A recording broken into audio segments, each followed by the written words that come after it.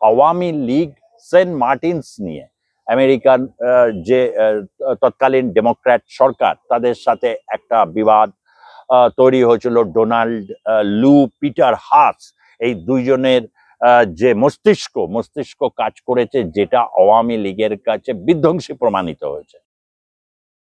যেটাকে বলা হয় যে তারা মার খেতে খেতে খেতে খেতে একেবারে কোণঠাসা অবস্থায় আসছিল, এবং তারপরে শেখ হাসিনা তিনি দিল্লি থেকে বসেই ভিডিও বার্তার মাধ্যমে বা ভিডিও কনফারেন্সের মাধ্যমে দলের বিভিন্ন নেতা কর্মী এবং যারা হচ্ছে সাধারণ ক্যাডার তাদের উদ্দেশ্যে তিনি বার্তা দিয়ে গেছেন ক্রমাগত।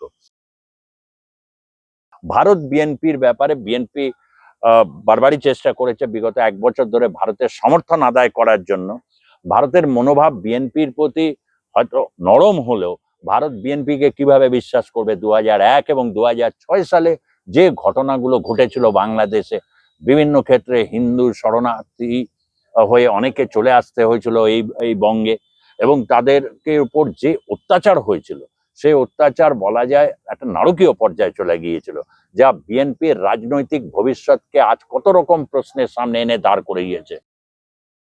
আপনাদের অনেকের ভালো লাগবে না এই কথাগুলো যে আওয়ামী লীগের হয়ে সাফাই গাইছি। আওয়ামী লীগের হয়ে সাফাই গাইবার এক্ষেত্রে কোনো জায়গা নেই। প্রচুর ভুল ত্রুটি, এমন কিছু ভুল ত্রুটি তাদের হয়েছে যে ভুল ত্রুটিগুলো সংশোধন বা ক্ষমার অযোগ্য। একটা সুসংবাদ দিয়ে রাখি, মেডিকেল ভিসা বাংলাদেশ থেকে যারা আসবেন তারা মেডিকেল ভিসা অনেক আরো ইজি করছে, অনেকটা শেখ হাসিনা পর্বের মতোই হবে। কিছু নিয়ম কানুন, পূর্ববর্তী যে সমস্ত নিয়ম কানুন গুলোকে শিথিল করে যাতে আরো বেশি ভিসা নিয়ে অনেকে চিকিৎসায় আসতে পারেন সে ব্যবস্থা করা হবে, এটা নিশ্চিত হওয়া যাচ্ছে। বাংলাদেশে নির্বাচন নিয়ে রীতিমতো সরগরম রাজনৈতিক পরিস্থিতি, প্রচুর সমীক্ষা হচ্ছে এবং বিভিন্ন সমীক্ষায় দেখা যাচ্ছে যে আওয়ামী লীগ এগিয়ে রয়েছে। প্রায় 135, কেউ বলছে 150 আসন পাবে। বিএনপি তারাও আসন পাবে। জাতীয় পার্টি রয়েছে রংপুর জেলায়, জাতীয় পার্টির ভীষণ গড়, শক্তিশালী গড়। আপনাদেরকে বলে রাখি 64টা টোটাল জেলা রয়েছে বাংলাদেশে। এই 64টা জেলার মধ্যে 20টা জেলা একেবারে বলা যেতে পারে 90% দেখা গেছে অতীতে সেখানে আওয়ামী লীগের এক শক্তপোক্ত সংগঠন রয়েছে। ঢাকার পাশে আপনারা যদি দেখেন কিশোরগঞ্জ, বিক্রমপুর বা ময়মনসিংহ, এই এই এই সমস্ত জায়গাগুলো, বা হচ্ছে পাহাড়ি যে কনস্টিটিউয়েন্সি গুলো রয়েছে সেখানে ফরিদপুর, এগুলো হচ্ছে আওয়ামী লীগের শক্ত ঘাঁটি।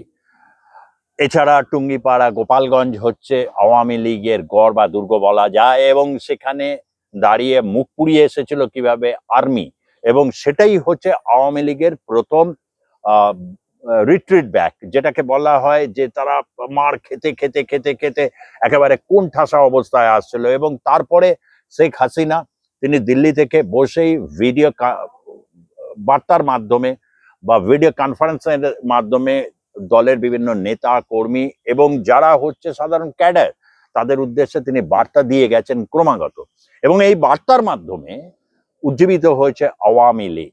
এবং তার কাউন্টার ব্যাকলাস হিসাবে যে ইউনূস এবং তার যে পারিষদ বর্গ রয়েছে যারা বিভিন্ন ফর্মে রয়েছে, একটা কোয়াসি গভর্নমেন্ট তৈরি করে রেখেছেন যার কোনো ইলেকটোরাল লেজিটিমেসি নেই।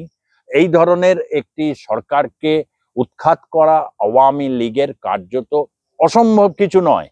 কারণ হিসেবে এই কথাটা বলতে চাইছি, তার কারণ যে আওয়ামী লীগ সেন্ট মার্টিনস নিয়ে আমেরিকান যে তৎকালীন ডেমোক্র্যাট সরকার তাদের সাথে একটা বিবাদ তৈরি হয়েছিল। ডোনাল্ড লু পিটার হাস এই দুইজনের যে মস্তিষ্ক কাজ করেছে, যেটা আওয়ামী লীগের কাছে বিধ্বংসী প্রমাণিত হয়েছে। কিন্তু পরবর্তী ক্ষেত্রে ভূ রাজনৈতিক পরিস্থিতি যে জায়গায় গিয়ে গেছে এবং বাংলাদেশের অর্থনীতি আর যে জায়গায় গিয়ে দাঁড়াচ্ছে, তারা কিন্তু সেখান থেকে ঘুরে দাঁড়াতে গেলে এই মুহূর্তে যারা কমন বাংলাদেশি, সাধারণ বাংলাদেশি, তাদের কাছে আওয়ামী লীগ ছাড়া কি বিকল্প আছে আপনারাই বলুন।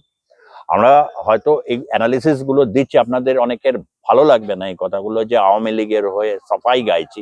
আওয়ামী লীগের হয়ে সাফাই গাইবার এক্ষেত্রে কোনো জায়গা নেই। প্রচুর ভুল ত্রুটি, এমন কিছু ভুল ত্রুটি তাদের হয়েছে যে ভুল ত্রুটিগুলো সংশোধন বা ক্ষমার অযোগ্য।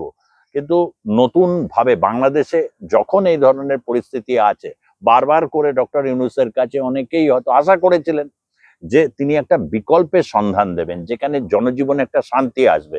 উল্টে কি হয়েছে, এই বিগত 1 বছর 2 মাস ধরে তোলাবাজি, টেন্ডারবাজি, চাঁদাবাজি এমন জায়গায় গিয়ে গিয়ে পৌঁছেছে যে নাগরিক জীবন বিপর্যস্ত। সংখ্যালঘুদের উপর ব্যাপক নির্যাতন, আন্তর্জাতিক সমস্ত মানবাধিকার সংস্থাগুলোকে শিউরে উঠেছে তারা এই সমস্ত ঘটনাগুলো শুনে। এমতো পরিস্থিতিতে কিভাবে তারা ইউনূস বা হচ্ছে এই অন্যান্য পার্টিকে, ইভেন বিএনপিকে তারা ক্লিন চিট দেবে? ভারত বিএনপির ব্যাপারে বিএনপি বারবারই চেষ্টা করেছে বিগত 1 বছর ধরে ভারতের সমর্থন আদায় করার জন্য। ভারতের মনোভাব বিএনপির প্রতি হয়তো নরম হলেও ভারত বিএনপিকে কিভাবে বিশ্বাস করবে? 2001 এবং 2006 সালে যে ঘটনাগুলো ঘটেছিল বাংলাদেশে, বিভিন্ন ক্ষেত্রে হিন্দু শরণার্থী হয়ে অনেকে চলে আসতে হয়েছিল এই বঙ্গে, এবং তাদেরকে উপর যে অত্যাচার হয়েছিল সেই অত্যাচার বলা যায় একটা নারকীয় পর্যায়ে চলে গিয়েছিল, যা বিএনপির রাজনৈতিক ভবিষ্যৎকে আজ কত রকম প্রশ্নের সামনে এনে দাঁড় করে গিয়েছে। বিএনপির শীর্ষ নেতৃত্ব অনেক রকম ভাবে তারা চেষ্টা করছেন ভারতকে তারা পাশে পাবার জন্য, কিন্তু আওয়ামী লীগে দিকে ক্রমশ যে পরিস্থিতি তৈরি হয়েছে এবং বাংলাদেশের ভোটাররাই বাংলাদেশের ভাগ্য নিয়ন্ত্রক, এবং এটা ভারত এই ক্ষেত্রে সম্মান দেয় তাদের ভোটারদের মতামতকে এবং একটি নির্বাচিত সরকারকে। নির্বাচিত সরকার ছাড়া ভারত কোনো দেশের সাথে গভীর সম্পর্কের মধ্যে সে যাবে না, এটা নিশ্চিত করে বলা যায়। হ্যাঁ, অর্থনৈতিক উদ্দেশ্য কিছু থাকে, সেরকম অর্থনৈতিক উদ্দেশ্যে বাংলাদেশের সাথে সব পণ্য পরিবহন বন্ধ তা তো নয়। এই কিছুদিনের মধ্যে নভেম্বর পেরিয়ে যাক, আপনারা দেখবেন মেডিকেল ভিসা, একটা সুসংবাদ দিয়ে রাখি, মেডিকেল ভিসা বাংলাদেশ থেকে যারা আসবেন তারা মেডিকেল ভিসা অনেক আরো ইজি করছে, অনেকটা শেখ হাসিনা পর্বের মতোই হবে। কিছু নিয়ম কানুন, পূর্ববর্তী যে সমস্ত নিয়ম কানুন গুলোকে শিথিল করে যাতে আরো বেশি ভিসা নিয়ে অনেকে চিকিৎসায় আসতে পারেন সে ব্যবস্থা করা হবে, এটা নিশ্চিত হওয়া যাচ্ছে। এবং অন্যান্য দেশের সাথেও ভারত করে, যেমন হচ্ছে আফগানিস্তানে যে তালিবান সরকার, সেটি নির্বাচিত সরকার নয়, কিন্তু সেখানকার বিদেশ মন্ত্রী এসছেন, তার কারণ হচ্ছে আফগানিস্তানের অর্থনীতির প্রয়োজনে ভারত সেখানে একটি বাজার খুঁজে পাচ্ছে। নচেত বা ওখানে হচ্ছে চীন বা পাকিস্তান সেখানে বারবারন্ত হচ্ছে, সেসব দেশগুলোর সাথেই বা ভারতের গভীর সম্পর্ক হবে কি করে? তার কারণ হচ্ছে একটা রাজনৈতিক ভিন্নতা, সাংস্কৃতিক ভিন্নতা, তার সাথে হচ্ছে ওইসব দেশগুলো কোনোটাতেই ঠিকভাবে যেভাবে নির্বাচন হওয়া উচিত বা নির্বাচন হয় মাল্টি পার্টি ডেমোক্রেসিতে হয় না। সে কারণে একটা আপাতত সম্পর্ক, ঠিক বাংলাদেশে সেরকম সম্পর্ক বরং একটু খারাপ। এই খারাপ হওয়ার কারণ হচ্ছে সংখ্যালঘুদের উপর নির্যাতন। যদি সংখ্যালঘুদের এই নির্যাতনকে ভারত সরকার উপেক্ষা করত, তাহলে ভারত সরকারের কাছে এটা অত্যন্ত বিষবৎ একটা প্রতিক্রিয়া, গোটা বৃহৎ একটি দেশ ভারতবর্ষে প্রতিক্রিয়া তৈরি হতো। সে কারণেই সেটা হয়নি। সুতরাং আগামী সময়ে নির্বাচনে হচ্ছে সমীক্ষার মতো চলতে থাকুক। বিএনপির হয়ে যারা সমীক্ষা করছেন তারা আবার বিএনপিকে এগিয়ে রাখছেন। ঠিক প্রকৃত সমীক্ষা সময় মতো নিশ্চয়ই আপনাদের কাছে তুলে ধরবো। আপাতত এই পর্যন্তই থাকছে। আপনারা একটু দয়া করে সাবস্ক্রাইব করবেন ভালো লাগলে, এবং তার সাথে কমেন্ট বক্সে কমেন্ট করবেন। ভালো থাকবেন, সুস্থ থাকবেন। ধন্যবাদ, নমস্কার।